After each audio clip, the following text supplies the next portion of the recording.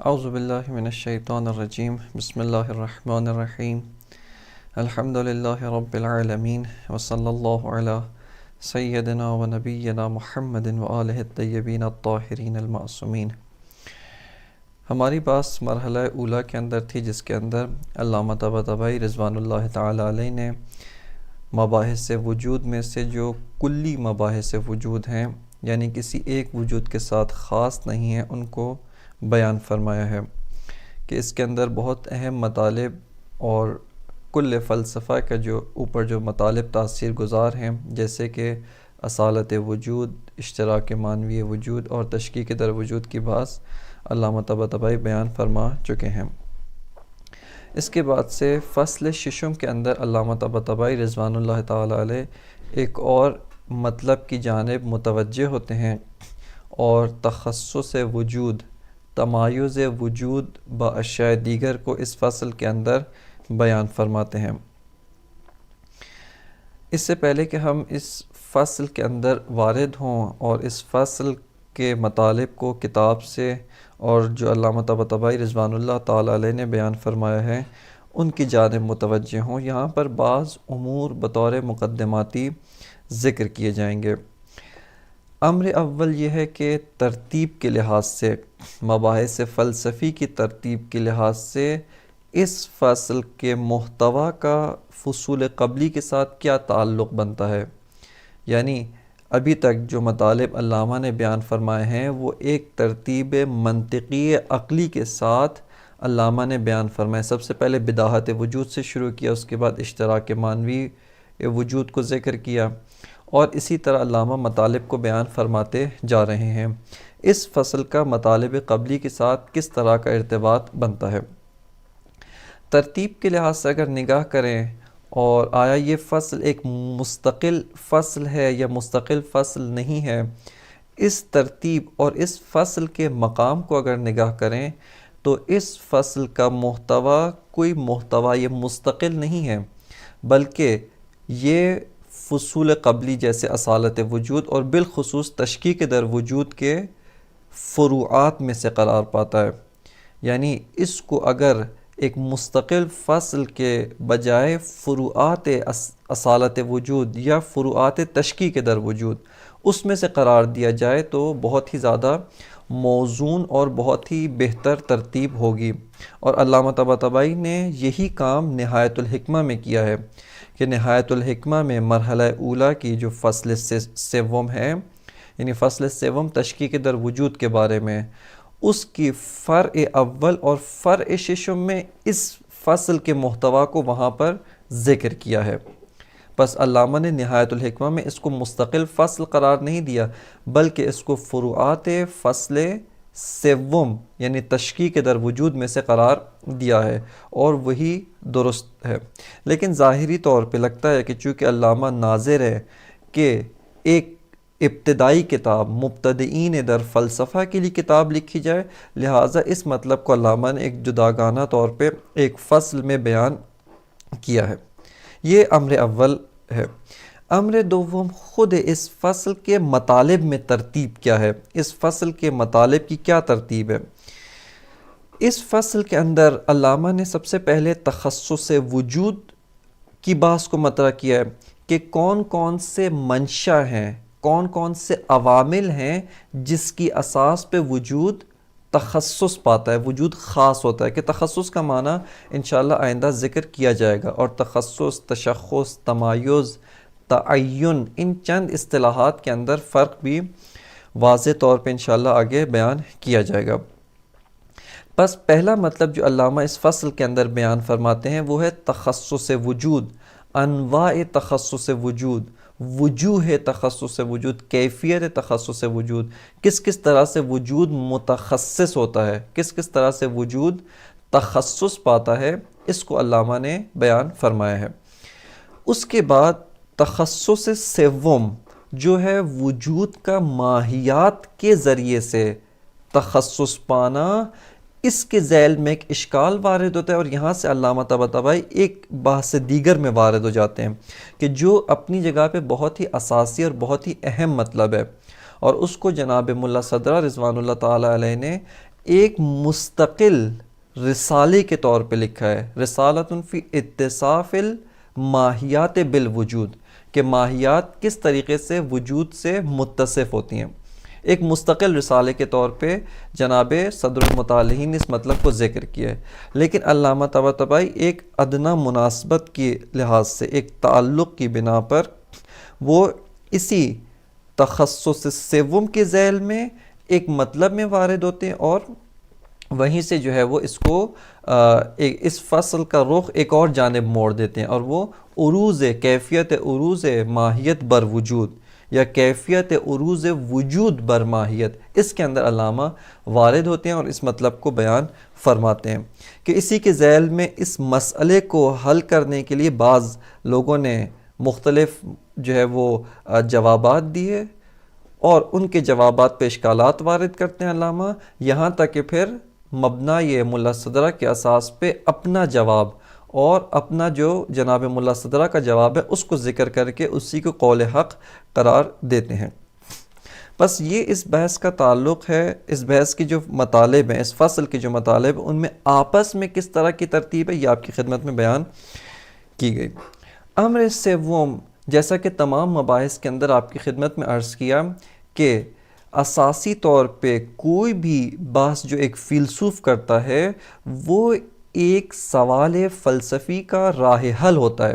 یعنی ایک سوال فلسفی جو فیلسوف کے لیے پیش آتا ہے،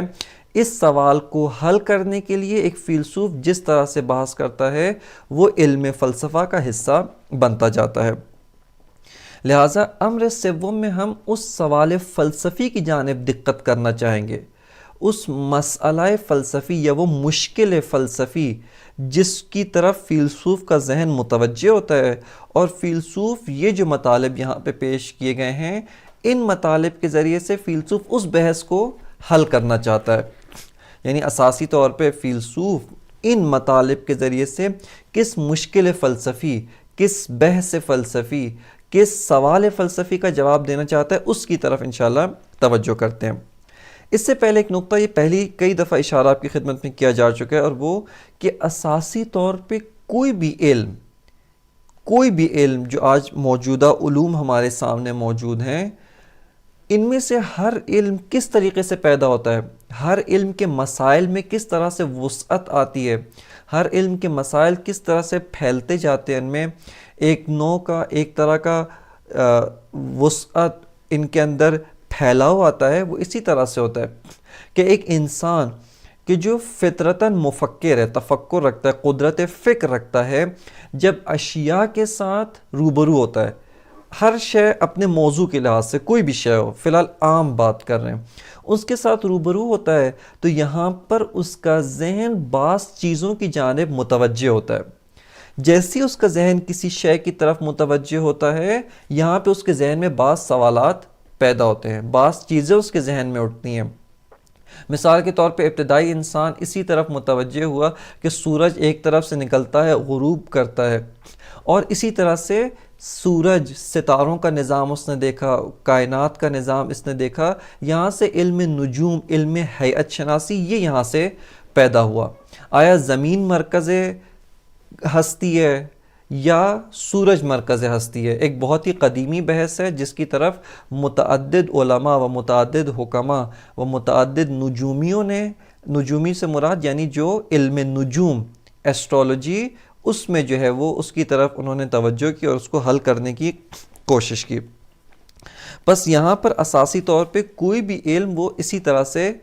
پیدا ہوتا ہے۔ اسی طرح سے علم فلسفہ، فیلسوف بعض حقائق کی طرف متوجہ ہوتا ہے، وہ حقائق اس کے ذہن میں بعض سوالوں کو ابھارتے ہیں کہ جب ان سوالوں کا جواب دینے کی فیلسوف کوشش کرتا ہے یہاں سے مسائل فلسفی وجود میں آتے ہیں، اور یہی مجموعہ یہ سوالات، مجموعہ مسائل، مجموعہ جوابات کہ جو ایک موضوع اور ایک ہدف و غایت کے محور میں ہوں، اس موضوع کے عوارض ذاتیہ میں سے شمار ہوتے ہوں، ان کو جب جمع کیا جاتا ہے تو یہ ایک علم بن جاتا ہے، یہ ایک علم یہاں سے تشکیل پاتا ہے۔ لہٰذا اگر اس بحث کو ہم عمیق طور پہ سمجھنا چاہتے ہیں تو یہاں پر ہمیں اس مسئلہ فلسفی، اس سوال فلسفی کی جانب دقت کرنی چاہیے کہ جو ایک فیلسوف کے لیے پیش آتا ہے، ایک فیلسوف کے ذہن میں ابھرتا ہے، جس کو حل کرنے کے لیے اس نے یہ راہ حل اپنایا۔ خب سوال یہ ہے کہ آپ نے سب سے پہلے جو کہا کہ انسان جب حقائق سے، اشیاء سے روبرو ہوتا ہے، ایک چیز جو اس کے لیے بدیہی ہے وہ کثرات ہیں، یعنی کثرات ہر انسان کے لیے بدیہی ہیں۔ ہر انسان جو سلیم الفطرت ہے، جو حواس سے خمسہ کی قدرت اور قوت رکھتا ہے، اس کے حواس صحیح اور سالم ہے، عقل رکھتا ہے، یہ جو اس کے ظاہری طور پہ اعضائے فہم ہیں، جو خداوند متعال نے انسان کو فہم اور ادراک کے لیے جو وسائل میسر کیے ہیں، اگر وہ وسائل صحیح ہوں تو اس صورت میں وہ بدیہیات کو درک کرتا ہے، اور انہی بدیہیات میں سے ایک امر بدیہی اس نظام ہستی میں کثرت کا ہونا ہے۔ زمین ہے، آسمان ہے، متعدد اشیاء ہیں، زمین کے اندر پتھر، شجر، انسان، بقر اور بے تحاشا اشیاء ایک دوسرے سے مختلف ہیں۔ بس اس نظام ہستی کے اندر کثرات کا موجود ہونا یہ فی الجملہ ہر انسان کے لیے بدیہی ہے۔ اس کے بعد فیلسوف آتا ہے جو اس نظام ہستی وجود میں غور کرتا ہے، وہ ان کثرات، وہ دیکھتا ہے کہ یہ جو ساری کثرات ہیں یہ سب ایک طرح کی کثرت نہیں ہے۔ ایک طرح کی کثرت کس طرح کی کثرت ہے؟ ایک طرح کی کثرت ہے کہ یہ ساری اشیاء سب کے سب پتھر ہیں، لیکن یہ ایک الگ پتھر ہے، یہ الگ پتھر ہے، الگ پتھر، لیکن سارے کے سارے درحالی کے پتھر ہیں۔ یہ ایک طرح کی کثرت ہے۔ ایک کثرت ہے کہ نہیں، یہ پتھر ہے، وہ شے اصلاً پتھر نہیں ہے، شجر ہے، درخت ہے، یہ انسان ہے، یہ گھوڑا ہے، یہ مثال کے طور پہ اور حیوان ہے، یہ اصلاً پرندہ ہے، اور دیگر اشیاء، یہ پودا ہے۔ یعنی ایک ایسی کثرت جس کے اندر انواع مختلف ہیں، ایک دوسری اشیاء، یعنی یہ نوع حجر ہے، یہ نوع شجر ہے، یہ نوع انسان ہے، انواع مختلف ہیں۔ اور اس کے علاوہ بے تحاشا طرح کی کثرات اس نظام ہستی میں وہ پاتا ہے۔ اس کے بعد سے ایک اور چیز جو یہیں پر اسی سوال کو تشکیل دینے میں مدد دیتی ہے، وہ یہ مسئلہ ہے کہ دیکھیں کثرت کب وجود میں آتی ہے۔ یہ ابھی ہم یہاں پر مسئلہ نہیں حل کر رہے، یہاں پر ہم یہ بتا رہے ہیں کہ یہ سوال کس طرح سے فیلسوف کے ذہن میں پیش آیا، کہ فیلسوف، اس کے لیے کثرات در نظام ہستی ایک امر بدیہی و واضح ہے۔ دوم، وہ متعدد طرح کی کثرات کی طرف متوجہ ہوتا ہے کہ ساری کثرتیں ایک طرح کی کثرت نہیں ہیں۔ مسئلہ سوم یا مقدمہ سوم آپ یوں کہیں کہ کثرت کب وجود میں آتی ہے۔ آیا ایک ہی شے ہو جس میں مثلاً بے عینی ہی ایک شے، اس میں کسی طرح کی کوئی کثرت، یہ ایک انسان ہے، نہ دو انسان کے مصادیق، نہیں، ایک ہی انسان، اس میں تو کسی طرح کی کوئی کثرت نہیں ہے۔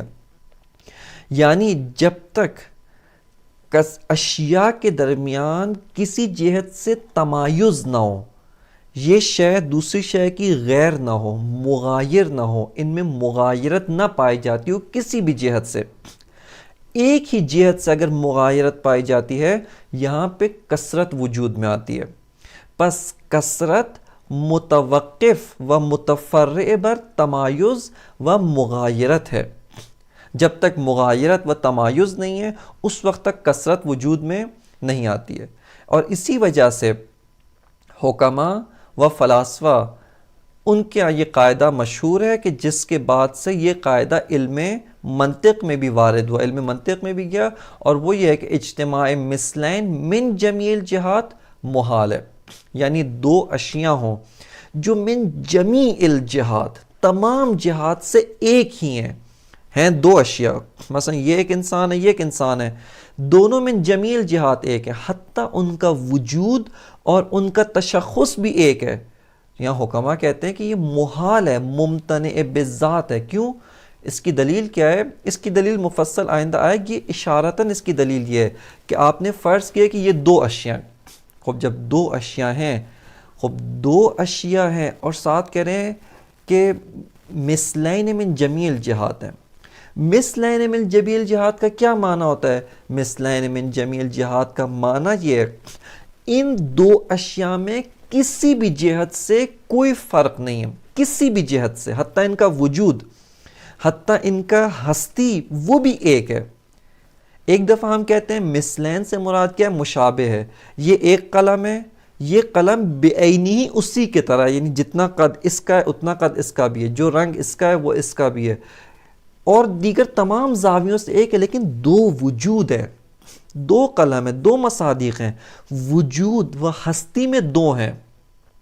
لیکن جب ہم کہتے ہیں مثلین من جمیع الجہات، یعنی حتیٰ وجود بھی ایک ہے۔ اصلا یہاں پہ حکماء کہتے ہیں کہ اجتماع نقیضین ہے، کیوں؟ چونکہ آپ نے کہا دو بھی ہیں اور من جمیع الجہات ایک ہے، یعنی حتیٰ ہستی بھی ایک ہے، تو بس یہ دو ہیں بھی اور دو نہیں بھی ہیں۔ کیوں دو نہیں ہیں؟ کیونکہ من جمیع الجہات واحد ہے، ایسا کوئی جہت سے ان میں فرق نہیں ہے۔ جب فرق نہیں ہے تو دوئیت معنی نہیں رکھتی، ان کی اثنینیت معنی نہیں رکھتی ہے۔ لہٰذا فرماتے ہیں کہ جو کثرت ہے وہ متفرع بر تمایز ہے، لہٰذا اجتماع مثلین من جمیع الجہات یہ محال ہے، یہ اصل ممکن نہیں ہے، اور ہستی کے اندر یہ کبھی بھی متوقف نہیں ہو سکتا۔ بس یہاں پر فیلسوف کے لیے ان مقدمات کی طرف جب توجہ کرتا ہے سوال پیش آتا ہے، یہ جو نظام ہستی میں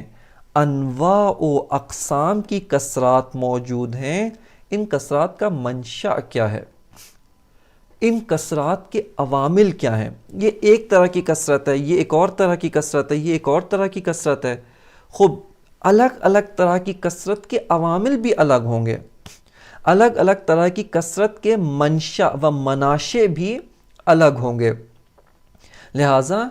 وہ منشأ کثرت جو تمایز ہے اس کو تلاش کرنے نکلتا ہے۔ اس کے لیے سوال پیش آتا ہے کہ وجود میں ایک آپ نے کہا تشکیک در وجود، وجود ایک امر واحد ہے، ذات واحد ہے، دارائے مراتب ہے، ذو مراتب ہے، اس کے لیے ایک مرتبہ شدید، ضعیف، ضعیف، ضعیف اور اضعف المراتب۔ بس یہ جو وجود جو ایک اتنی بڑی ہستی ہے اور اس کے مراتب مختلف ہیں، کیوں مختلف ہیں؟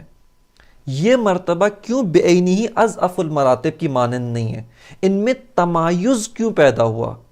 کیوں یہ مرتبہ متخصص خاص ہوا دوسرے مرتبے سے؟ اسی طرح کثرت عرضی، آپ نے کہا کثرت عرضی یعنی یہ شے وہ ایک ہی درجہ وجودی میں ہے، لیکن یہ بھی پتھر ہے، یہ بھی پتھر، یعنی کثرت عرضی ہے، ایک درجہ وجودی، یا ایک درجہ وجودی نہیں ہے بلکہ تھوڑا سا درجہ وجودی میں تفاوت ہے، لیکن علت اور معلول نہیں ہے ایک دوسرے کے لیے۔ وہ جو کثرت عرضی کا ملاک فصل ششم میں آپ کی خدمت میں بیان کیا، فصل پنجم میں آپ کی خدمت میں بیان کیا، اس کی جانب توجہ کرتے ہوئے کہ کثرت عرضی ممکن ہے کہ شدت و ضعف ہو اشیاء کے درمیان، لیکن ان میں آپس میں کسی طرح کی علیت و معلولیت موجود نہیں ہے۔ بس کیوں کثرت عرضی وجود میں آتی ہے؟ کثرت عرضی اس کا منشأ کیا ہے؟ کس نوع کا تمایز در وجود منشأ و سبب ایجاد کثرت عرضی ہوتا ہے؟ کیوں کثرت طولی تشکیک در وجود، کیا شے، کیا منشأ، کس طرح کا تخصص، کس طرح کے وجود کے اندر جو تمایز ہے وہ موجب و وہ منشأ ایجاد کثرت طولی در وجود بنتا ہے۔ بس یہاں پہ فیلسوف ان مناشئ، ان اسباب و عوامل کو تلاش کرنے نکلتا ہے کہ جو اسباب و عوامل موجب کثرت و تکثر در نظام ہستی ہوتے ہیں۔ بس یہ اساسی سوال ہے جس کا جواب ہم یہاں پر تلاش کرنے آئے۔ بس ترتیب بحث کس طرح سے کہ فصل پنجم میں ہم نے اس بات کیا کہ وجود کے اندر کثرت طولی ہے، کثرت عرضی ہے، ایک وجود ہے کہ جو کثرت عرضی رکھتا ہے۔ خوب یہ جو وجود جو کثرت عرضی رکھتا ہے وہ کیا عوامل ہیں کہ جو موجب ایجاد کثرت طولی در وجود ہوتے ہیں، اور وہ کون سا منشأ ہے، وہ کون سی قسم کا تمایز ہے کہ جو منشأ ایجاد کثرت عرضی در وجود ہوتا ہے، کہ اس سوال کا جواب اس فصل کے اندر تلاش کیا جائے گا۔ خوب اب آتے ہیں براہ راست اس فصل کے مبادئ تصوری میں وارد ہوتے ہیں کہ اس فصل کے مبادئ تصوری میں سے وہ اصطلاح کی جو جدید ہے، پہلے کہیں پر بھی سابقاً نہیں گزری، چونکہ وجود کے بارے میں پہلے مفصل بحث کی جا چکی ہے، ماہیت اس کے بارے میں بحث کی جا چکی ہے، اور دیگر جو امور ہیں ان کے بارے میں بحث کی جا چکی ہے۔ ایک اصطلاح کی جو یہاں پر جدید ہے اور اس کے بارے میں پہلے کسی قسم کا اشارہ نہیں گزرا، وہ ہے تخصص۔ تخصص کا کیا معنی ہے؟ تخصص کسے کہتے ہیں؟ یہاں پر اور تخصص کے مشابہ و تخصص کے قریب المعنی دیگر اصطلاحات سے اس کا کیا فرق ہے؟ یعنی تخصص، اس کے جو قریب المعنی اصطلاحات ہیں جیسے تشخص ہے، تعین ہے، تمایز ہے یا تمیز ہے، تمایز و تمیز دونوں استعمال ہوتا ہے، یہ اصطلاحات ہیں جو تخصص کے قریب المعنی اصطلاحات ہیں، یا جو ممکن ہے بعض اصطلاح بعینی ہی وہ تخصص کا معنی دے۔ سب سے پہلے تخصص کا معنی کرتے ہیں۔ تخصص کسے کہتے ہیں؟ تخصص کا معنی اور جس اصطلاح میں علامہ یہاں پر تخصص کو استعمال کرتے ہیں وہ بعینہ ہی وہی معنی یہ تمایز ہے، یعنی ایک شے کا دوسری شے سے ممیز و جدا ہونا، اس کا دوسری شے سے بعض خصوصیات کی اساس پر بعض علامات، بعض اس کی ایسی خاصیات ہیں، خواص ہیں جن کی اساس پہ یہ شے دوسری شے سے جدا ہو جاتی ہے، بس اس کو جو ہے وہ تخصص کہتے ہیں۔ یعنی کون الشیء خاصاً، تخصص یعنی ایک شے کا خاص ہونا، من غیرہ اپنے غیر سے، دوسری شے سے اس کا جدا ہونا، دوسری شے سے اس کا ممیز، اس کا تمیز حاصل کرنا۔ تمیز سے مراد یعنی میز، جدائی حاصل کرنا، اس کو جو ہے وہ تخصص کہتے ہیں۔ یہاں پہ تخصص سے مراد وہی تمیز ہے، یعنی ایک شے کا دوسری شے سے جدا ہونا۔ تمیز ایک صفت حقیقی ہے، یعنی وہ شے حقیقتاً اس صفت سے متصف ہوتی ہے، لیکن صفت حقیقی قیاسی ہے، یعنی اس شے کے لیے یہ صفت کب وجود میں آتی ہے کہ جب یہ شے اس کو مقایسہ کیا جائے ایک شے دیگر سے، تب یہ شے اس صفت سے متصف ہوتی ہے۔ نہ مقایسہ کرنے سے مراد ذہنی نہیں ہے بلکہ خارج میں یہ شے متصف ہے، چونکہ بعض بزرگواران و سروران نے یہاں پر جو حکمائے معاصرین ہیں انہوں نے اس کو بالکل ذہنی و عقلی کیسا خارج میں یہ صفت موجود نہیں ہے، یوں نہیں ہے مسئلہ۔ جیسا پہلا بھی اس مطلب کی جانب ظاہراً اشارہ ہو چکا ہے کہ صفات تین طرح کی ہوتی ہیں۔ ایک دفعہ صفات ہوتی ہیں حقیقی ہے یا صفت حقیقی نہیں ہے، صفت مجازی ہے۔ جیسے حقیقی سے مراد کیا ہے کہ خود یہ شے حقیقتاً و واقعتاً اس صفت سے متصف ہے، جیسے زید عالم، زید عالم ہے، واقعاً زید عالم ہے۔ لیکن ایک دفعہ صفت مجازی ہوتی ہے، واقعاً یہ شے اس صفت سے متصف نہیں ہے، جیسے کہتے ہیں زید عالم ابو ہو، زید وہ ہے جس کا باپ عالم ہے، خود اس زید میں علم نہیں پایا جاتا، زید وہ ہے جس کا باپ عالم ہے۔ یا جیسے بعض اپنے فخر کے لیے کہتے ہیں کہ من انم کہ پدرم بوت سلطان، میں وہ ہوں کہ جس کا باپ سلطان ہے،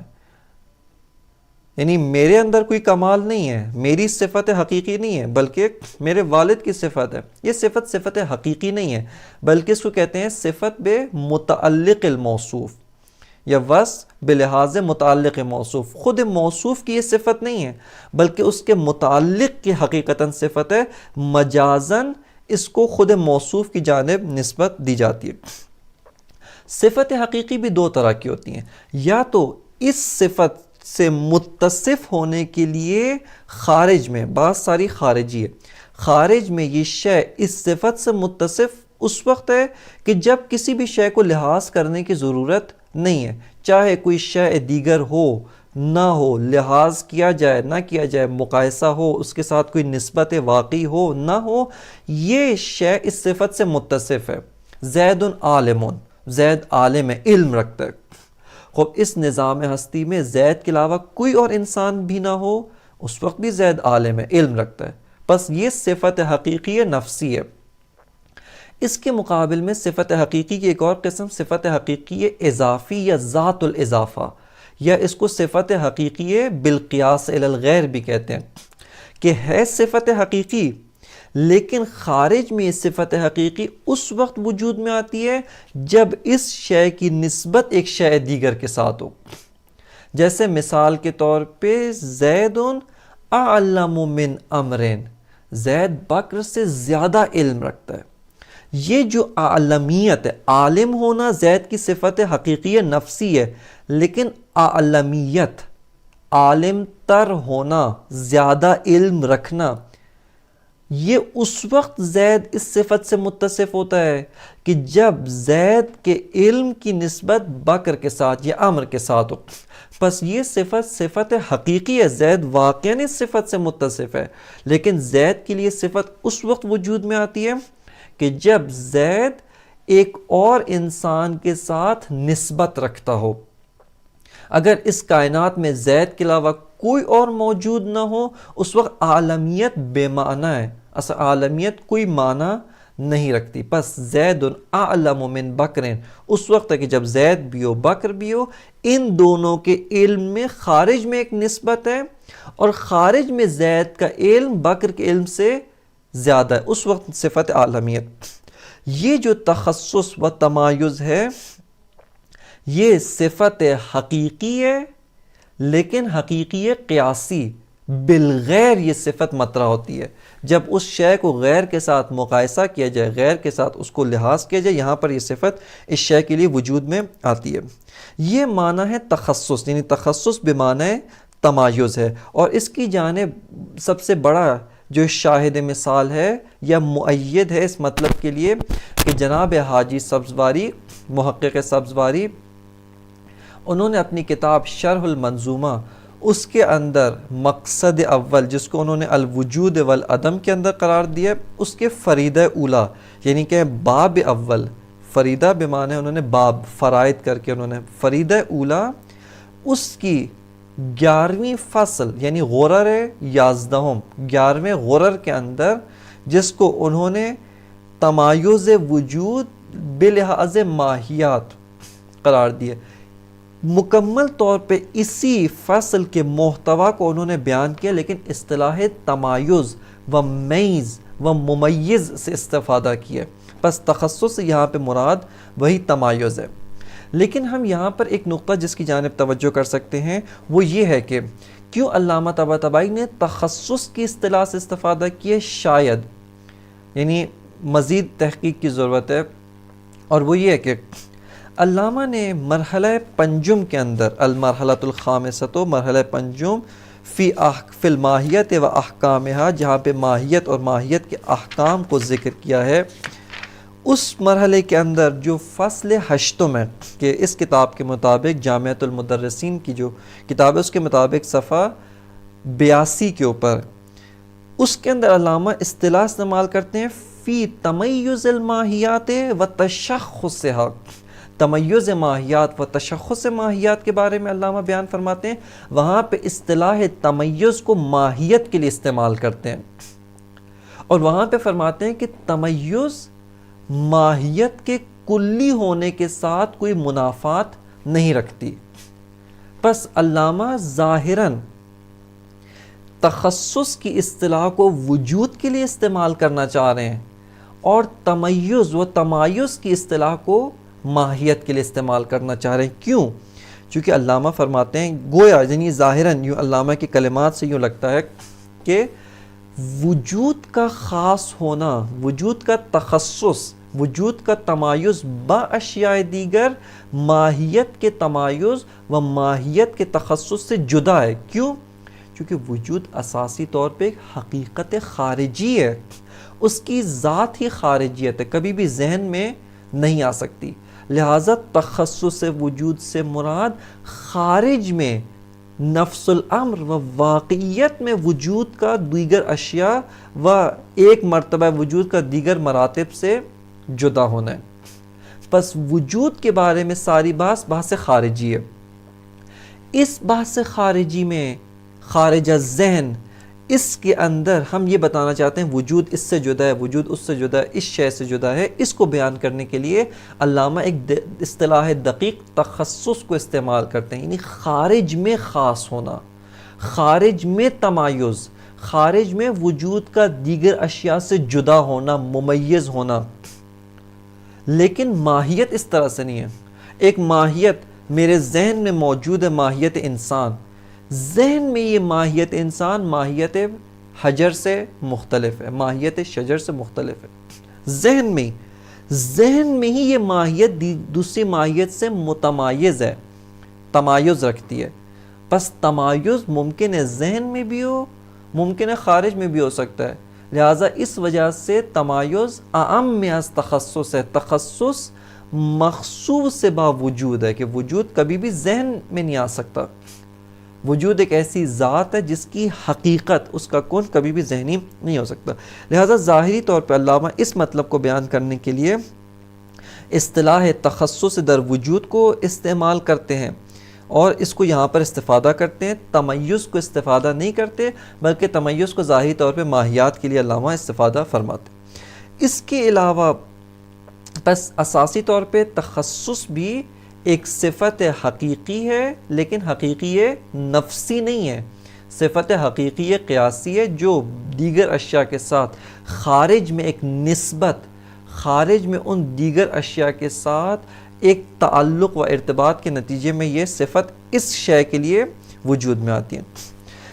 اصطلاح دوم جس کو یہاں پر دیکھنا ضروری ہے وہ اصطلاح تشخص ہے۔ تشخص کا ایک صفت حقیقی نفسی ہے، اصلا مقایسے کی ضرورت نہیں ہے، خارج میں بھی اور ذہن میں بھی کسی قسم کے مقایسے کی ضرورت نہ بھی ہو، پھر بھی یہ صفت وجود میں آتی ہے۔ تشخص کا معنی یہ ہے کہ ایک شے کا اس طریقے سے ہونا، کون الشیء شخصا جزئیا، کون الشیء شخصاً جزئیاً، اس کو تشخص کہتے ہیں، یعنی ایک شے کا اس حالت میں ہونا کہ وہ قابل انطباق نہ رہے، اس میں قابلیت صدق نہ ہو، وہ جزئی فلسفی بن جائے، وہ جزئی فلسفی بن جائے، شخص سے واحد ہونا، اس کو جو ہے وہ تشخص کہا جاتا ہے۔ اور وہ جو شے جو اس صفت سے متصف ہے اس کو شے متشخص، یعنی یہ شے متشخص ہے، یہ شے قابلیت انطباق نہیں رکھتی، شخص سے واحد ہے، جزئی فلسفی ہے، اس کو جو ہے وہ تشخص کہا جاتا ہے۔ اس تشخص کے بارے میں فی الجملہ توضیح یہاں پر بیان کی ہے، اس کو درست طور پہ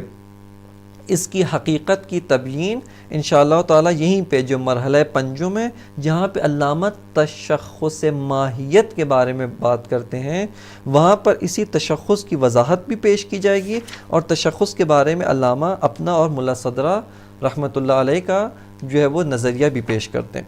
بس تمایز ایک صفت، تمایز و تخصص ایک صفت حقیقی قیاسی یا ذات الاضافہ ہے، لیکن تشخص ایک صفت حقیقی نفسی ہے جو شے اپنی ذات کے لحاظ سے اس سے متصف ہوتی ہے، کسی مقایسہ اور کسی قسم کا اس کے اندر قیاس کی ضرورت نہیں ہے۔ خوب، یہاں پہ یہ آپ کے سامنے اصطلاحات جو ہے وہ واضح کی گئیں۔ اب آتے ہیں اس فصل کے جو عنوان ہے، علامہ نے اس میں صرف مطلب اول یعنی تخصص وجود کی جانب اشارہ کیا ہے، لیکن اسی فصل کا جو ایک اہم اور بڑا حصہ جس کے اوپر علامہ نے یہاں پر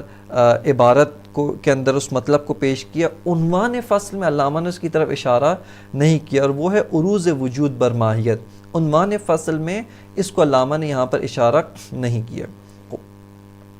بس الفصل السادس فیما یتخصص بہ الوجود، یعنی فصل ششم ان امور کے بارے میں، ان منشأ تخصص، فیما یتخصص بہ الوجود، وہ امور، وہ عوامل، وہ منشأ جس کے ذریعے سے وجود تخصص پاتا ہے، وجود دیگر اشیاء سے متمایز ہوتا ہے، وجود دیگر اشیاء سے جدا ہوتا ہے، وجود دیگر اشیاء سے متخصص ہوتا ہے، تخصص خارجی وجود پاتا ہے، ان کے بارے میں یہ فصل ہے۔ یعنی فصل ششم کا جو عنوان علامہ نے دیا، فیما یعنی ان امور کے بارے میں، ان اشیاء کے بارے میں، ما یتخصص بہ الوجود جن کے ذریعے سے وجود خاص ہوتا ہے، وجود متخصص ہوتا ہے۔ اب فرماتے ہیں کہ اس کے ذیل میں علامہ یہاں پر 3 طرح کا تخصص وجود بیان کرتے ہیں، اور اس کے بعد تخصص سوم کے ذیل میں ایک مطلب دیگر میں علامہ وارد ہوتے ہیں کہ جس کی جانب توجہ کریں گے ہم۔ تخصص اول جو علامہ یہاں پر بیان فرماتے ہیں وہ حقیقت میں فروعات فصل چہارم یعنی اصالت وجود ہے۔ تخصص نوع اول، تمایز نوع اول، یہ حقیقت میں فروعات اصالت الوجود میں سے، اور اسی کے ذیل میں اس کو علامہ طباطبائی رضوان اللہ تعالیٰ علیہ کو اسی کے ذیل میں ہی ذکر فرمانا چاہیے تھا۔ اگر آپ ترتیب، اگرچہ علامہ نے ظاہراً مبتدئین کے لیے کتاب لکھی ہے، بہت سارے نکات کی طرف علامہ متوجہ ہوں گے جس کی جانب ہم توجہ نہیں رکھتے ہیں، اور ایک حکمت کی اساس پہ حتماً علامہ نے اس کو ایک جدا فصل قرار دیا، لیکن اگر ترتیب کے لحاظ سے دیکھنا چاہیں تو تخصص اول وہ حقیقت میں اصالت وجود کے فروعات میں سے وہ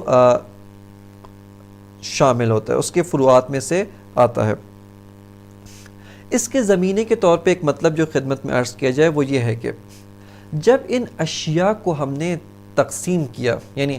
فیلسوف نے دیکھا اشیاء موجود ہیں، اشیاء موجودات یعنی اشیاء خارج میں موجود ہیں، ان اشیاء موجودہ میں سے ہر شیء موجود سے ہم 2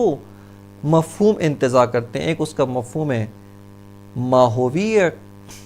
ایک اس کا مفہوم وجودی ہے کہ یہ شے موجود ہے اور یہ شے کیا ہے۔ ما ہوا یعنی حاضل انسان و حاضل انسانوں موجود، یہ شے موجود ہے۔ پس ہر شے سے ہم 2 مفہوم، ایک اس کی موجودیت اور ایک اس کے جو ہے وہ اس کی ماہیت کو انتزاع کرتے ہیں۔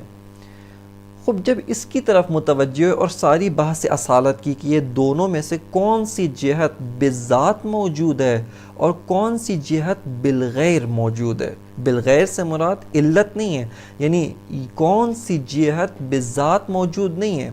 بلکہ بے وسیلہ یہ وجود موجود ہے، وہ ماہیت ہے۔ پس ماہیت اعتباری ہے، وجود اصیل ہے، اپنی ذات کی وجہ سے موجود ہے۔ اس کے علاوہ اسی ہستی میں ہم دیکھتے ہیں بعض اشیاء معدوم ہیں، اصلاً موجود نہیں ہیں،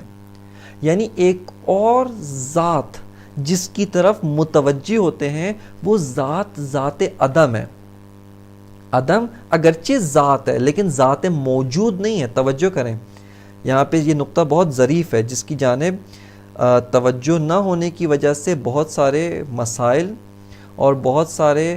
شبہات و بہت سارے خلط پیش آتے ہیں، اور وہ یہ ہے کہ بعض سمجھتے ہیں کہ اصلا عدم کچھ بھی نہیں ہے، اصلا ذات بھی نہیں ہے۔ عدم ایک ذات ہے لیکن اس کی ذات کس طرح کی ذات ہے؟ یہی معدوم ہونا، نیستی۔ وجود کی ذات وہی ہستی ہے، وہی اس کا ہونا ہے، اس کا تحقق پانا ہے، یہ وجود کی ذات ہے۔ لیکن عدم کی ذات کیا ہے؟ وہی اس کا نیستی، اس کا نہ ہونا، یہ عدم کی ذات ہے۔ عدم اصلاً موجود نہیں اور کبھی بھی وجود میں آ نہیں سکتا کیونکہ عدم کی ذات ہی نہ ہونا ہے۔ اگر کبھی عدم وجود میں آ جائے، موجود ہو جائے عدم، اس صورت میں انقلاب در ذات لازم آئے گا کہ اس کی اصطلاح کی وضاحت پہلے کی جا چکی ہے، اور انقلاب در ذات محال ہے، یعنی عدم ہوتے ہوئے عدم نہ رہے، عدم رہتے ہوئے وجود بن جائے، اپنی نقیض میں تبدیل ہو جائے، جو محال ہے، انقلاب در ذات ہے اور محال ہے۔ پس یہاں پر ہستی میں ہم تکسر ذوات پاتے ہیں، یہ ذوات ایک دوسرے سے جدا ہیں، ایک دوسرے کی غیر ہیں، لیکن انہی تکسر ذوات میں بعض ذوات ایک نقطے میں مشترک ہیں، اور وہ نقطہ کیا ہے؟ وہ نقطہ یہ کہ بعض ذوات بذات خود موجود ہیں، اور وہ ذات وجود اصیل ہے جو اپنی ذات کی وجہ سے موجود ہے، کسی اور کے سہارے پر موجود نہیں ہے، کسی اور کے ذریعے سے موجود نہیں بلکہ اپنی ذات کی وجہ سے موجود ہے، بذات موجود ہے، بالغیر موجود نہیں ہے۔ اس کو موجود ہونے کے لیے کسی اور کی حالت و کسی اور کے حیثیت تقییدیہ کی ضرورت نہیں ہے، بلکہ بذات موجود ہے۔ اس کے مقابل میں بعض ذوات ایسی ہیں یا تو اصلاً موجود نہیں ہیں، جیسے ذات عدم ہے، اصلاً موجود نہیں، یا اگر موجود ہیں تو بے وسیلہ یہ وجود موجود ہیں، بے وسیلہ یہ وجود موجود ہے، یا اگر عدم مضاف کے قائل ہوں کہ اس عدم مضاف کی بحث بھی انشاءاللہ آئندہ آئے گی، جہاں پہ علامہ فصل دہم کے اندر فی انہ لا تمایز ولا الیت فی العدم، فصل دہم صفحہ 26 کے اوپر اس مطلب کو ذکر کرتے ہیں، وہیں پر اس کی بحث کو ذکر کیا جائے گا کہ ایک ہوتا ہے عدم مضاف و عدم مطلق۔ عدم مضاف بھی بالوجود موجود ہے، مضاف عدم مضاف وہ بھی بالوجود موجود ہے، کس طرح کا عدم ہوتا ہے، کس جہت سے موجود ہے، ساری بات وہیں پہ آئے گی۔ پس یہاں پر تخصص وجود کس طرح حاصل ہوا؟ تخصص ذاتی اصیل، چونکہ وجود ایک ذات اصیل ہے،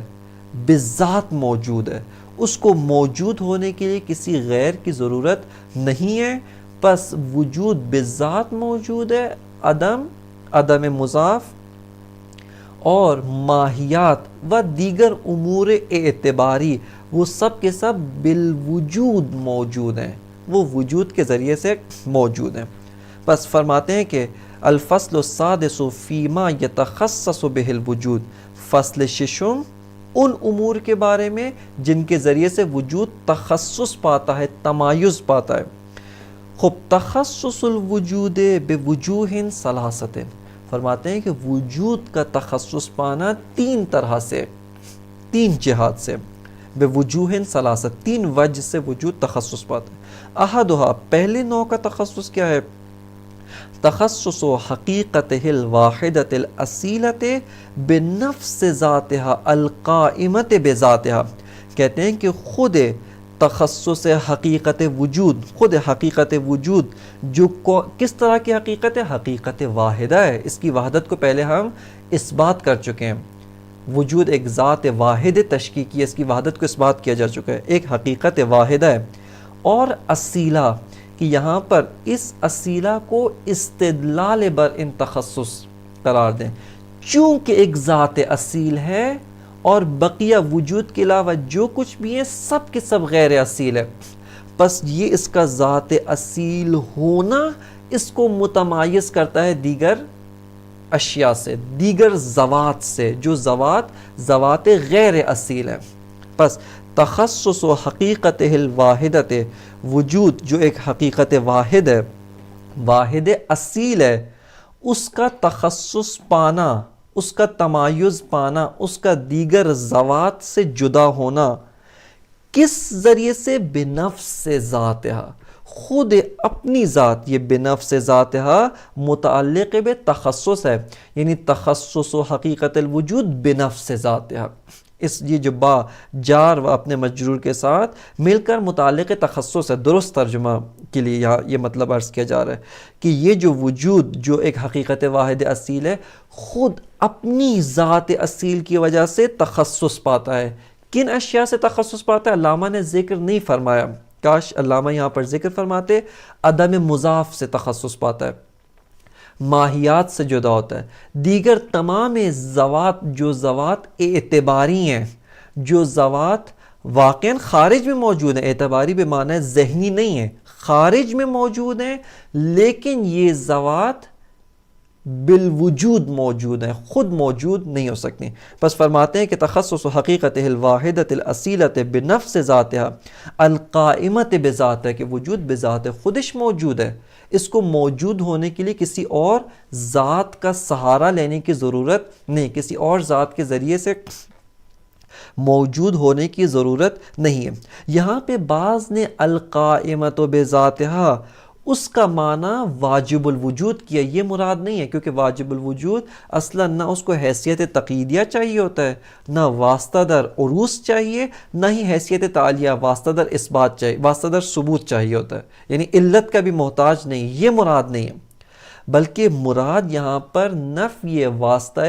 در عروض ہے، یعنی کل وجود، کل حقیقت وجود جو اصیل ہے، یہ وجود ممکن بھی اصیل ہے. یہ وجود ممکن موجود ہونے میں اگرچہ واجب الوجود کا محتاج ہے لیکن کسی حیثیت تقییدیہ کے بغیر موجود ہے. حیثیت تعلیلیہ چاہیے لیکن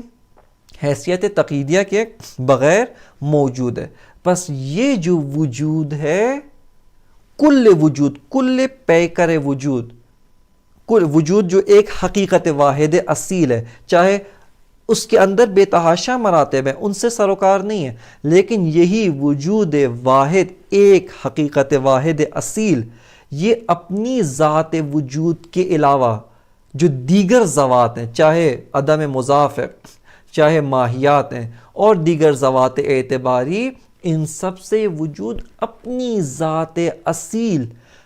یہ ذات جو موجودیت میں قائم بذاتہ ہے، قائم بذاتہ، دوبارہ تاکید کی جا رہی ہے. مراد واجب الوجود نہیں ہے جیسا کہ بعض محشین و بعض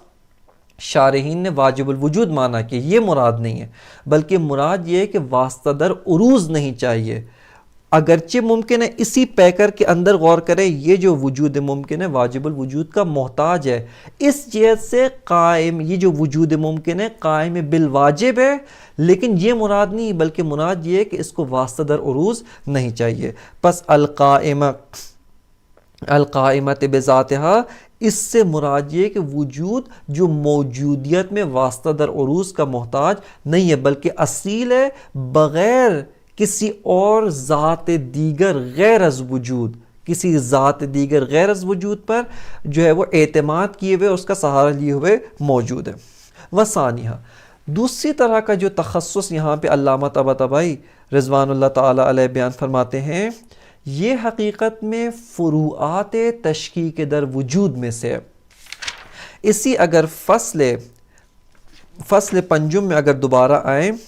صفحہ ہی جو 18 نمبر صفحہ ہے اس کی سطر اول کی جانب اگر دوبارہ دقت کریں، جہاں پہ علامہ فرماتے ہیں کذالک الوجود حقیقت واحدۃ ذات و مراتب مختلفۃ متمایزۃ بالشدۃ والضعف. اس کے نیچے اس کی توضیح و اس کی وضاحت علامہ اس فصل میں فرما رہے ہیں. پس اگر ان فصول کا آپس میں ارتباط منطقی دیکھنا چاہتے ہیں کہ یہ جو ثانیہ ہے، یہ جو دوسری طرح کا تخصص حقیقت وجود ہے، یہ حقیقت میں اسی مطلب، یہ جو آپ کی سامنے جو لائن پڑھی ہے، جو سطر جس کی جو آپ کے سامنے پڑھی کہ حقیقت واحدۃ ذات مراتب مختلفۃ متمایزۃ بالشدۃ والضعف، کہ یہ مراتب آپس میں تمایز رکھتے ہیں بالشدۃ والضعف، یہ والتقدم والتاخر وغیر ذالک، اسی کی وضاحت علامہ یہاں پر بیان فرما رہے ہیں کہ یہ تمایز در وجود کس طرح کا تمایز ہے، جس تمایز کے نتیجے میں تشکیک در وجود و کثرت طولی در مراتب وجود وہ موجود ہوتی ہے. پس اس کی وضاحت یہ، تمایز دوم کی وضاحت یہ ہے کہ یہ وجود جو ایک حقیقت واحد اصیل ہے، اپنے علاوہ غیر از وجود دیگر جو ذوات جیسے ماہیت ہے، جیسے دیگر ذوات اعتباری عدم مضاف، ان سے اپنی ذات اصیل کی اساس پر متمایز اور جدا ہے. اب ہم آتے ہیں، پہلے ہم نے اس وجود کو ایک حقیقت کے طور پہ در مقابل عدم دیکھا، در مقابل ماہیات اس وجود کو لحاظ کیا. اب ہم اس وقت ہمیں اس چیز سے سروکار نہیں تھا کہ اس وجود کے اندر مراتب بھی ہیں، نہیں، چاہے مراتب ہوں نہ ہوں، یہ ایک پیکر ہے، ایک ذات ہے، ذات وجود در مقابل ماہیات، در مقابل معقولات ثانیہ وغیرہ. لیکن اب ہم یہ دیکھ رہے ہیں اس وجود کے اندر مراتب ہیں، یہ وجود دارا یہ مراتب ہے. اب یہاں پہ سوال یہ آتا ہے، یہ مرتبہ بالاتر اپنے سے مادون، اپنے ماتحت مرتبے سے کیوں فرق رکھتا ہے؟ یہ جو کثرت تشکیکی مراتبی ہے، یہ کس تمایز کی اساس پہ وجود میں آئی ہے؟ علامہ فرماتے ہیں کہ یہ جو وجود کا متخصص ہونا، وجود کا جو یہ مرتبہ یہ خاص ہو رہا ہے، کس چیز سے خاص ہو رہا ہے؟ ان خصوصیات مرتبئی، اپنے مرتبے کی بعض خصوصیات کی اساس پر یہ جو وجود کا یہ مرتبہ ہے دیگر مراتب سے خاص ہوتا ہے اور تخصص پا رہا ہے. پس توجہ کریں کہ تمایز نوع دوم جس کو یہاں پہ علامہ بیان فرماتے ہیں تخصص حقیقت وجود، یہ کس اساس پہ ہے؟ شدت اور ضعف، خصوصیات مرتبہ جن کو علامہ نے فصل قبلی کے اندر تعبیر کیا تھا، اس مرتبے کے لیے مقوم ہے۔ کس معنی میں مقوم ہے؟ لیس بخارج منہا، اس مرتبے سے خارج نہیں ہے، خود ہی اسی مرتبے کے اندر داخل ہے۔ یہ خصوصیت باعث بنتی ہے کہ وجود کا یہ مرتبہ اپنے سے دوسرے مرتبے سے جدا ہو، دوسرا مرتبہ تیسرے مرتبے سے متمایز ہو، تیسرا مرتبہ چوتھے مرتبے سے مختلف و متمایز ہو، اور اس تمایز و اختلاف کے نتیجے میں تشکیک طولی اور تشکیک در وجود مراتب وجود کے ہر مرتبہ بالاتر اپنے سے معدود مرتبے کی علت ہے، یہ وجود میں آتی ہے۔ پس فرماتے ہیں وثانیہا، یعنی ثانیہا یعنی دوم نوع کا تخصص، دوسری طرح کا تخصص، دوسری قسم کا تخصص، تخصص الوجود، معذرت، تخصصها وثانیہا تخصصها بخصوصیات مراتبہا غیر الخارجت عن المراتب۔ فرماتے ہیں کہ حقیقت وجود کا متخصص ہونا اپنے مرتبے کی خصوصیت کے ذریعے سے، اپنے مرتبے کی جو خاصیت ہے، جیسے شدت ہے، جیسے ضعف ہے، جیسے وجوب ہے، یہ مرتبہ واجب ہے، یہ مرتبہ ممکن ہے، یہ مرتبہ جو ہے وہ وجود فی نفسہ ہی ہے، یہ مرتبہ وجود فی غیرہ ہی ہے، یہ مرتبہ بالفعل ہے، یہ مرتبہ بالقوہ ہے، یہ جو یہ مراتب ہیں، یہ مرتبہ متقدم ہے، یہ مرتبہ متأخر ہے۔ یہ جو خصوصیات مراتب ہیں جو اس مرتبے کے لیے مقوم ہیں اور اس مرتبے میں سے خارج نہیں ہیں، غیر الخارجت عن المراتب، وہ خاصیت اس مرتبے سے خارج نہیں ہے، مرتبہ دوم کی خاصیت اس مرتبے سے خارج نہیں ہے، مرتبہ سوم کی خاصیت اس مرتبے سے خارج نہیں ہے، یہ مراتب کے لحاظ سے جو خصوصیات ہیں ان کی اساس پہ وجود متمایز ہوتا ہے، ان کی اساس پہ وجود کا یہ مرتبہ دوسرے مرتبے سے متمایز اور مختلف ہوتا ہے، تخصص بات ہے۔ پس فرماتے ہیں وثانیہا تخصصہا، یعنی حقیقت وجود کا متخصص ہونا، دوسرے سے جدا ہونا، متمایز ہونا، بخصوصیات مراتبہا، اپنے مراتب کی خصوصیات کے ذریعے سے، غیر الخارجت عن المراتب، کہ وہ جو خصوصیات مراتب ہیں خود ان مراتب سے خارج نہیں ہے، کہ یہ خصوصیات اس مرتبے کو دیگر مراتب سے جدا کرتے ہیں۔ پس وجود جو ایک حقیقت واحد تشکیکی ذات مراتب ہے، اس میں سے ہر مرتبے کی جو خصوصیت خاص ہے، وہ خصوصیت اس مرتبے کو دیگر مراتب سے جدا کرتی ہے، اور یہ خصوصیت خود اس مرتبے کی ذات، خود اس مرتبے سے خارج نہیں ہے۔ اس کے بعد فرماتے ہیں وثالثھا، تیسری قسم کا جو تخصص و تمایز ہے وہ وجود کا ماہیات کے ذریعے سے ہے، کہ چونکہ مفصل بحث ہے، انشاءاللہ اس کو درس بعد کے اندر ذکر کیا جائے گا۔ وصلی اللہ علی سیدنا و نبینا محمد و آلہ الطیبین الطاہرین۔